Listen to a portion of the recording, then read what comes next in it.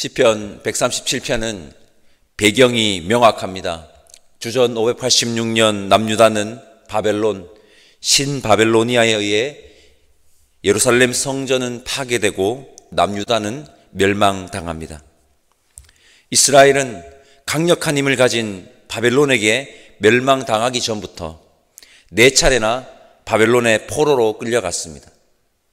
오늘 함께 읽은 시편 137편은 그 아픔의 역사를 품고 있는 시편입니다. 시편 137편을 묵상하고 있으면 우리가 겪었던 비슷한 아픔을 떠올리지 않을 수가 없습니다.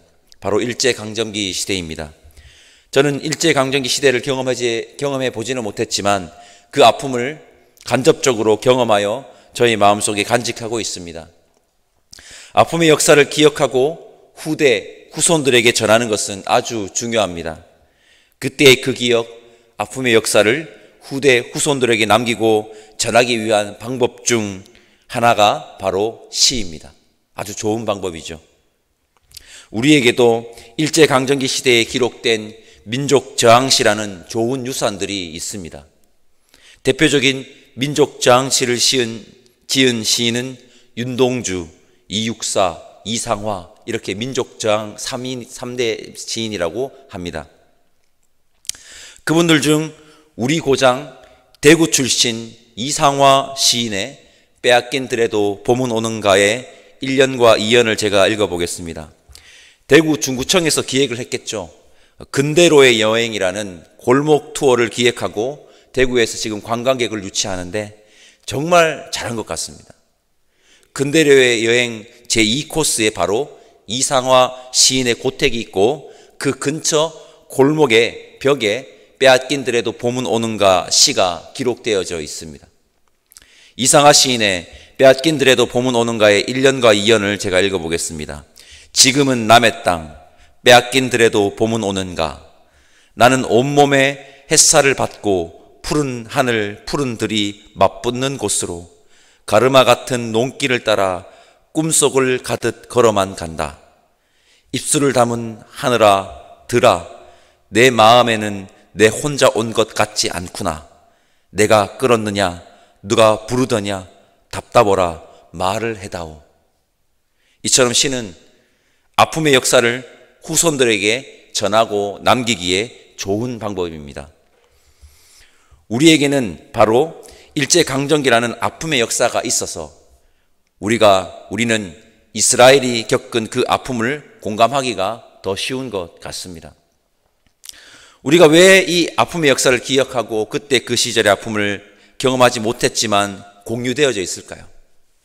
왜 우리는 이 아픔의 역사를 후손들에게 전해야 할까요? 왜일까요? 그 이유는 절대로 다시는 그 아픔의 역사를 반복하지 않기 위해서입니다. 오늘 시편 137편이 이스라엘 남유다의 아픔을 담겨 있는 시입니다. 이스라엘은 바벨론에 의해 멸망당하고 바벨론에 의해 1000km나 떨어진 타국에 포로로 끌려갔던 아픔을 가지고 있습니다. 그 아픔과 애환 그리고 분노가 지금 시편 137편에 고스란히 담겨 있습니다. 보통 포로로 끌려가면 어디에? 강제 노동에 징집됩니다. 우리나라도 일제강점기에 많은 젊은이들이 강제 노동에 징집되어 강제 노동 현장에 끌려갔습니다. 이스라엘 포로들도 강제로 징용되어 바벨론의 운하 건설 현장에 끌려갔을 것으로 보고 있습니다. 바벨론은 사막 가운데에 어마어마한 규모와 문명을 꽃피운 도시였습니다. 위대한 바빌로니아 제가 소개해 드린 적이 있는데요. 다큐멘터리 EBS 반영하는데 한번 보십시오. 엄청납니다. 기원전 600년대 바벨론의 인구를 약 15만 명으로 추정하는데 기원전 300년대 로마 인구가 10만 명이 채 안 되었다는 것을 감안한다면 사막 가운데 있었던 이 바벨론은 엄청난 규모의 도시였습니다. 그들이 사막 한가운데서 그토록 찬란한 문명을 펼칠 수 있었던 요인 중 하나가 바로 여러분 운하입니다. 운하는요 인공으로 물길을 만드는 것이죠. 인공으로 사막 한가운데서 이 바벨론은요, 물을 해결해 버립니다. 운하를 건설하여서 유프라테스 강물을 끌어서 사막 가운데로 건설된 자신들의 도시 바벨론으로 물을 가지고 오른 겁니다. 물을 공급하였던 겁니다. 운하는 사막 한가운데서 무역을 가능하게 했고 배가 그까지 들어왔답니다. 바벨론 도시까지 그 물을 타고 사막 한가운데서 식수 해결을 가능케 했습니다. 바로 이 운하 건설에 진용된 자들 중에 이스라엘에서 끌려온 포로들이 있었습니다. 에스겔서 1장 1절을 보면 에스겔이 그발 강가에서 하나님에게 소명받는 장면이 나옵니다. 제가 에스겔 1장 1절과 2절 말씀 읽어보겠습니다. 30째 해 넷째 달 초다새에 내가 그발 강가 사로잡힌 자 중에 있을 때에 하늘이 열리며 하나님의 모습이 내게 보이니 요야긴 왕이 사로잡힌 지 5년 그 달 초다새라. 에스겔이 바벨론으로 끌려가 머물고 있었던 그 그발 강가, 그곳이 운하 건설에 진용된 남유다 포로민들이 거주하던 곳이 아니겠는가라고 많은 구약학자들이 말하고 있습니다. 그발 강가가 바로 유프라테스 강의 지류입니다. 그쪽에서 끌고 들어온 겁니다. 물을. 오늘 본문 시편 137편 1절에서 3절 말씀 우리 함께 읽어봅시다. 다 같이 함께 읽겠습니다. 우리가 바벨론의 여러 강변 거기 앉아서 시온을 기억하며 울었도다. 그 중에 버드나무에 우리가 우리의 수금을 걸었나니 이는 우리를 사로잡은 자가 거기서 우리에게 노래를 청하며 우리를 황폐하게 한 자가 기쁨을 청하고 자기들을 위하여 시온의 노래 중 하나를 노래하라 함이로다. 바로 운하 건설 현장에 강제 징용된 이스라엘 백성들이 건설 현장 감독관들에게 조롱을 받을 때를 기억하며 쓴 시편이 바로 시편 137편입니다. 비참한 상황입니다. 야, 너희들 노래 잘한다면서 너희들 신들에게 노래 불렀던 그 노래는 한번 불러봐봐 라고 지금 조롱을 받고 있는 겁니다. 그때의 기억을 시로 기록하였습니다. 그리고 그 시는 하나님의 말씀이 되었습니다. 왜 이스라엘은 이 시를 만들어 노래하였고 이 시가 하나님의 말씀이 되었을까요? 마찬가지입니다. 그것은 다시는 이러한 아픔의 역사를 반복하지 않기 위해서입니다. 아픔의 역사를 반복하지 않기 위해서는 아픔의 역사를 아파도 분명하고 똑똑히 기억하고 있어야 합니다. 여러분, 이스라엘이 바벨론으로 끌려가 아픔을 당함이 바벨론의 힘이 강했기 때문입니까?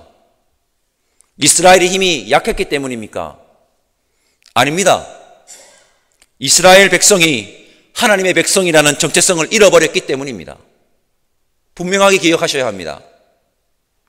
그들은 그것을, 즉 하나님의 백성이라는 정체성을 잃어버렸을 때 처하게 되는 이 비참한 상황을 시편을 담아서 시편으로 노래함으로 기억하였을 겁니다. 여러분, 이스라엘 백성들이 하나님의 백성이라는 정체성을 잃었을 때 바벨론의 포로가 되었습니다. 우리도 마찬가지입니다. 성경에서 바벨론은 세상을 상징하는 대명사로 사용되어집니다. 우리 역시 하나님의 백성이라는, 하나님의 자녀라는, 그리스도인이라는 정체성을 잃으면 세상의 포로가 될 수 있다는 것을 오늘 시편을 통해 다시 상기하는 은혜가 있기를 바랍니다. 시편 137편은 그것을 우리에게 지금 말하고 있는 것입니다. 우리 함께 시편 137편 3절에서 6절까지 말씀 다시 한 번 더 읽어봅시다. 3절에서 6절입니다. 이는 우리가 사로잡은 자가 거기서 우리에게 노래를 청하며 우리를 황폐하게 한 자가 기쁨을 청하고 자기들을 위하여 시온의 노래 중 하나를 노래하라 함이로다. 우리가 이방 땅에서 어찌 여호와의 노래를 부를까? 예루살렘아, 내가 너를 잊을진데 내 오른손이 그의 제주를 잊을지로다. 내가 예루살렘을 기억하지 아니하거나 내가 가장 즐거워하는 것보다 더 즐거워하지 아닐진데 내 혀가 내 입천장에 붙을지로다. 시인은 절대 하나님께 불렀던 노래를 부르지 않겠다고 다짐합니다. 그 굳은 결단에 숨어있는 시인의 마음을 제가 한번 말씀드려 보겠습니다. 하나님, 우리들이 하나님을 제대로 찬양하지 못했었습니다. 너무 죄송합니다. 하나님께 올려드리는 찬양이 얼마나 귀한 것인지, 중요한 것인지 지금 이 상황, 이 지경, 바벨론의 포로로 끌려와 보니 이제야 깨닫습니다. 하나님께 정말 제대로 찬양을 드리고 싶습니다. 하나님께 정말 제대로 찬양을 드리고 싶습니다. 하나님, 우리가 하나님을 제대로 찬양할 수 있게 우리를 긍휼히 여겨 주십시오. 예루살렘에서 다시 하나님을 온전히 찬양할 수 있게 역사해 주십시오. 하나님, 이렇게 말하는 겁니다. 여러분, 이 아픔의 역사를 상기하고 기억하는 것은 현재 우리의 모습을 제대로 돌아보게 하고 앞으로의 미래를 제대로 열게 합니다. 오늘 시편 137편을 묵상하면서 우리의 모습을 여러분 제대로 한번 돌아보십시다. 그리고 오늘 함께 읽은 이 시편은 하나님의 말씀이지 않습니까? 우리 역시 이 시편을 읽으며 우리의 정체성이 하나님을 예배하는 예배자임을, 이 정체성을 놓쳤을 때 이스라엘 백성이 바벨론의 포로가 되었듯이 세상의 포로가 됨을 직시하고 하나님께 나아가기를 다시 한번 다짐하는 귀한 시간이기를 여러분 소망합니다. 성도 여러분, 우리 시편 130편을 함께 읽고 묵상하였습니다. 이 아픔의 역사를 똑똑히 기억합시다. 기억함으로 이 세상에서 하나님의 백성이라는, 하나님의 자녀라는, 그리스도인이라는 정체성을 절대 잃어버리지 말고 우리 함께 살아갑시다. 그리고 우리 시편 130편의 아픔의 역사를 기억함으로 나중에 후회하지 말고 우리에게 주어진 바로 그 오늘, 이 오늘을 하나님께 제대로 찬양 올려드리는 자들, 온전한 예배자가 되면 좋겠습니다. 그렇게 우리가 하나님 앞에 확고한 정체성을 가지고 하나님을 제대로 찬양하는 자가 된다면 하나님께서 여러분 우리를 반드시 지키시기에 우리에게 시편 130편과 같은 아픔의 역사의 반복은 없을 겁니다. 기도하겠습니다. 사랑의 하나님, 감사합니다. 오늘 함께 이스라엘의 아픔의 역사가 담긴 시편의 말씀을 나눴습니다. 우리가 정체성을 잃을 때 우리는 세상의 포로가 될 수 있음을 다시 한번 기억하게 하여 주옵소서. 그 아픔의 역사를 반드시 기억하여 다시는 우리의 삶에 이러한 역사의 반복이 없게 하여 주옵소서. 이 땅에서 살아가면서 우리가 하나님의 백성임을, 하나님의 자녀임을, 그리스도인이라는 정체성을 굳게 붙들고 살아가는 단들 될 수 있게 성령 하나님 인도하여 주옵소서. 감사드리며 하나님은 오늘도 온전히 찬양하는 자가 되기를 간절히 소망하옵고 우리를 위해 십자가의 길을 걸으신 예수님의 이름으로 기도드립니다. 아멘. 하늘에 계신 우리 아버지, 아버지의 이름을 거룩하게 하시며 아버지의 나라가 오게 하시며 아버지의 뜻이 하늘에서와 같이 땅에서도 이루어지게 하소서.